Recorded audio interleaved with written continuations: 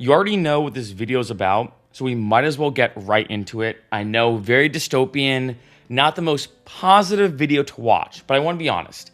Here are the main 5 reasons I've been worried about self-driving cars, with apps like Waymo being the biggest pioneer and the biggest one to kind of kick off the self-driving car atmosphere, if I'd word it like that. And I gotta say, I think the CEO of Uber did mention that he thinks in about 10 years, we will have mostly, if not all, self-driving cars compared to human drivers when it comes to the ride-sharing space and the taxi space. And between now and to those 10 years in the future, I think there's gonna be a lot of unique changes and a lot of really tricky roads to navigate, pun intended. So in this video, I'm talking about the 5 biggest reasons why I'm worried about self-driving cars related to them taking human jobs. Number 1, the price, the almighty dollar. This is the biggest thing that back in the day, which is only actually about a year ago, Waymo, when it first started taking it, was always more expensive than Uber or Lyft. It was kind of like a novelty, like, oh, look at this cool self-driving car thing. Now, though, I'd say not always, but a good amount of the time, ordering a Waymo and taking it is now cheaper than an Uber and Lyft. I will say, most of the time, it's still Uber and Lyft being cheaper. But back in the day, it was always Waymo being more expensive. Then there was one time where I was like, oh, wait a minute. Waymo's actually cheaper for once. And then another time, it was cheaper. And that trend I've been noticing has been becoming more and more prevalent, where Waymos and self-driving cars are now being cheaper. Now, I will say this. At the exact time of this video, Waymo, or self-driving technology in cars and ride shares and taxis, only really exists in San Francisco, Los Angeles, and Phoenix. It is being adapted and put into places like Atlanta and Austin later this year in 2025. But that being said, it was still an interesting thing for me to see that, wow, for a lot of people, with the way the economy is going, it's all about the price. This is why when you look back in the day, looking at the Uber and Lyft lore, if I'd call it like that, or history, and back in the day, things like Uber Pool or Uber Share, as it's called now, or UberX Share, Lyft Line is what it was called, and Lyft's app, where you would carpool with people, and it would take you sometimes 20 or 30 extra minutes to get to your destination, but people were like, hey, even if I'm crammed in a small sedan with 3 or 4 other people, and, it's going to take me 20 or 30 extra minutes to get to my place, it's cheaper, so I'm going to do it. There was even one feature, if anyone really remembers this is like, I think 2018, called Express Pool, where it was a blend of Uber Pool, but even cheaper than that, where Uber would drop you off at, like, say, the corner of your house. It was an idea to kind of create Ubers and Lyfts, and actually it was just Uber that did this, a way to make Ubers almost more of like a bus line. So as opposed to going and dropping you off on your side street, they drop you off on the main street, and you have to walk a couple blocks to your house. And people were even taking that. They're like, hey, I don't mind being crammed in a car with people, like an Uber Pool, but also I don't mind walking extra distance. People, and it makes perfect sense, will typically order the cheapest option. And one thing I've seen, like I've said, is that Waymos and self-driving cars have gotten significantly cheaper, which means more and more people are choosing them over Uber and Lyft. Almost everybody, when ordering an Uber or Lyft, and like I said, Uber or Lyft, will pull up both apps. Is Uber cheaper? Is Lyft cheaper? Take that one, because they're pretty much the same thing. And now a lot of people are pulling up Uber and Lyft and now Waymo and saying, you know what? Waymo's actually cheaper. It's continuing to be cheaper.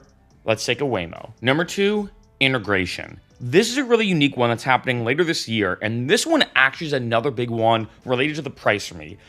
Because in order to use a Waymo right now, at least at the exact time of this video, you have to download the app, you sign up for it, you create an account, you pick a super complicated password, which is always super annoying, as we know, you put down your credit card, and then you can finally order a Waymo, right? You have to download the app and take all these steps. And as we all know, it's super annoying to download another thing, create another password, try to remember it, like all this kind of stuff. That being said, what Uber's doing now, and also Lyft, with its own self-driving car company that they're working with, what Uber's doing now especially, they're kind of taking the pioneer on this, is if you go to pull up the Uber app, as we all have, most people have the Uber app now, because it's the most common rideshare app in the world, you go to order an Uber, there's a possibility you're going to get a Waymo instead. What's interesting about Waymo is both the app itself, but also the self-driving car. They're kind of the same thing, but also very much so not the same thing. And when it comes to using the Uber app, You could pull up the app, order an Uber like you would normally, and a Waymo could show up. And this is showing, I think, another case of self-driving cars starting to take over human jobs. Because for me, if I go to order Waymo, I'm specifically saying Waymo. I'm choosing you, Waymo, right? But when I go to order an Uber, so I'm expecting a human driver, for example, or a normal rideshare driver or taxi driver or whatever, and then a Waymo could pull up, well, that's a whole other thing. Uber's saying, hey, we're actually going to give you a Waymo instead. We're actually going to give you this ride over a human ride, over a human driver's ride or whatever. And Waymo is going to take that ride, if you call it like that. And that means somebody out there, some human Uber driver, does not get that ride. And this is a big thing for me. I think that scares me, I'll be honest, just as much as the price, because Lyft is doing this as well. I can't remember the name of the company. I just did a video about this too. I can't remember the name of the company that Lyft is working with, but it's similar. They're making the self-driving cars. They're kind of partnering where like they have the self-driving technology in vehicles. Lyft is kind of the app, right? But it's the same thing with Lyft now. You know, going to be, I think next year is what they're planning on. And that's another thing, that you don't have to download another app, create another password, create another account, all this kind of stuff. You do what you're doing normally, and instead of a human driver, you get a self-driving car. Number 3, safety. Now, this one isn't 100% perfect, but it's pretty dang good. That based off Waymo's reports, by taking a Waymo or a self-driving car, it is significantly safer. Way less accidents, way less, traffic violations, all this kind of stuff. Basically, by taking a Waymo and a self-driving car, since Waymo started, they've kind of demonstrated that it's significantly cheaper in terms of reducing accidents, injuries, all this kind of stuff than having a human driver. And that is a thing that's a bit alarming. Like, it's one of those situations, I used to be an accountant, and also this did not exist when I was an accountant, but years ago, I'm assuming, right? If I had to ask you, would you trust somebody doing math by, pencil and paper or a calculator? Everyone would agree, dude, use the calculator. Why would you do it yourself? You can make errors, you're human, blah, blah, blah. And I wouldn't be surprised in the future. Again, I know a lot of this is very Black Mirror-ish thinking, Twilight Zone thinking, dystopian sci-fi movie style thinking. But I wouldn't be surprised in the future if some people say, hey, wait, you're going to trust a human driver? Like, not even just rideshare or taxis, but in general, you're going to trust a human driver? Just take the Waymo, take the self-driving vehicle. Like, it's way safer. It's way smarter than us. It has better reaction times and processing, all these kind of stuff that we know about. And I think that is one of those situations where I can see a lot of people maybe at some point choosing them. Now, I will say this, 2 things. One, I think still right now, let's be honest, self-driving technology is still in its infancy if we look at it from that perspective, right? Like I said, Waymo's really only in 3 places, but things move very fast. When something really takes off and is doing really well, things move very fast. So I do want to mention all these things, but one, I think for a lot of people, they're probably still worried about it. And I get that. The first time I took a Waymo, it was super trippy. It's kind of fun that now, I'd say a good amount of the time when I take a Waymo, I say it to my friends. Like, say a friend's visiting LA, and I'm like, hey, do you want to try a Waymo? It's that self-driving car. And I've had friends freak out because of the way the vehicle operates. It's super trippy, right? And so I think at the beginning, for a lot of people, they might not trust it. I remember learning this about the microwave, that when the microwave got first released, a lot of people didn't trust it because, like, wait a minute, it heats up my food in a minute, 30 seconds, witchcraft, not trusting it, right? So one, I'll say that I think people are still apprehensive because they're like, okay, can I really trust being safe in this Waymo, right? So I think that is one thing to be mentioned, but a lot of these statistics show Waymos are significantly safer.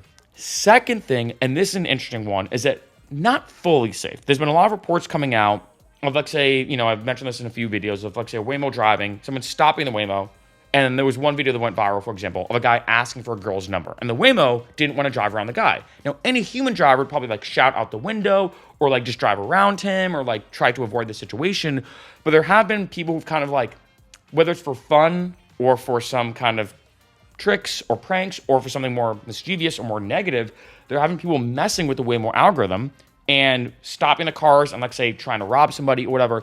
So Waymo is far from safe. It's far from perfect, I will say that. When you look at the way it's driving and how quickly it's improving, it's, even now, I have to say, being honest, safer to take a Waymo than an Uber or Lyft. Number 4, socialness. This is one that's both, I think, a good and a bad perspective, depending on who you are. And this is one that I have had people tell me, right? When just interviewing people about Waymos and what do people think. is this: for a good amount of people, when you get an Uber or Lyft or a taxi with a human driving, you get in, and most people say the formalities like, hey, how are you doing today? Good, how about you? Good. Then you go right to your phone. That's what a lot of people do. Or like say you're going to work, you want to zone out. You're coming back from work, you're tired.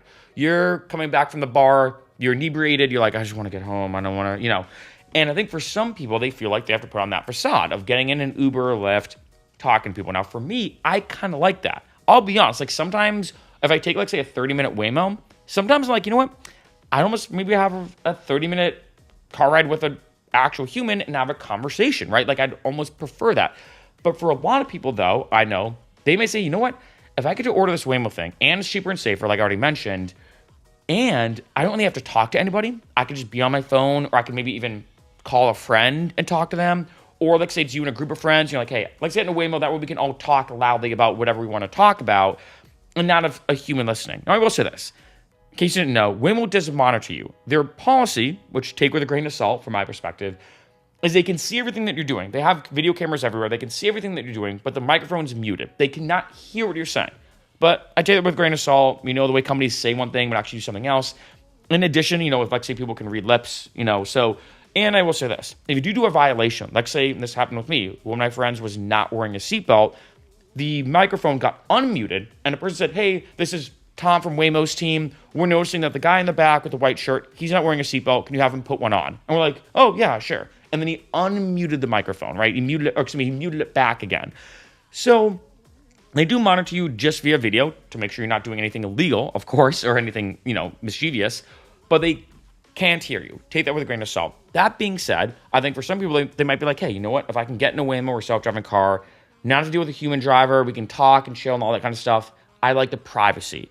I like the privacy of a self-driving car. And that's, I think, an advantage. I hate to say it, that some people might actually prefer that, regardless of the price or the safety. Some people just might prefer that more than human drivers. Number 5, capitalism. That's the only way I can word this last one. I know a bit of like an intense, daunting word like capitalism, but that's the only way I can word this because initially I talked about the price as the rider. Like I'm taking the Waymo and it's cheaper. This is on the other end, and I'm talking about the companies when looking at the drivers. If you think about it, I know it sounds really stupid to say, Waymos don't have to sleep. They don't have to require health insurance. You don't have to pay the Waymo. Like, yeah, you have to pay the company and everything, but like if you look at Waymo as a company, they're partnering with Uber. They're also doing their own thing with its own app, like I said.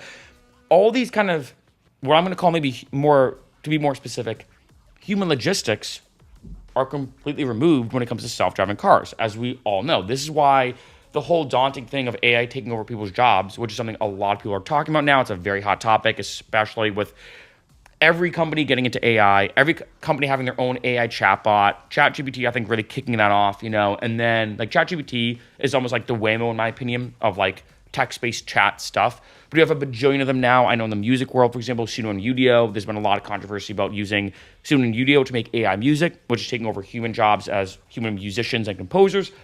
It's a whole tricky mess. And I think that this one point is also another one that scares me, that for Uber, they're saying, hey, why pay a human driver? They can only drive 12 hours a day. They might not be as safe. They might complain about stuff. There might be disputes because we have to deal with human drivers complaining about stuff and getting feedback and customer service lines being tied up. We have to pay for their health insurance. If, like, say, an accident happens, we have another person to worry about, which is the driver. There's a lot of liability, a lot of stuff we have to worry about. With a Waymo, if we partner with Waymo and have a self-driving car, none of that. We don't have to worry about any of those human logistics related to that driver at all. And at the end of the day, too, we don't have to pay anybody, right? They probably have to pay Waymo, and they're probably working that out in terms of the partnership, but they don't have to pay a human driver. Same thing with the Waymo app. And the Waymo app itself is kind of like a standalone thing. Like I said, no human logistics whatsoever. The Waymos can drive as much as they want, whenever they want, with no breaks, no downside for food, no time to rest or have to get sleep. All these kind of things that kind of come into play with just AI being, I hate to say it, in a lot of cases, sometimes better than humans.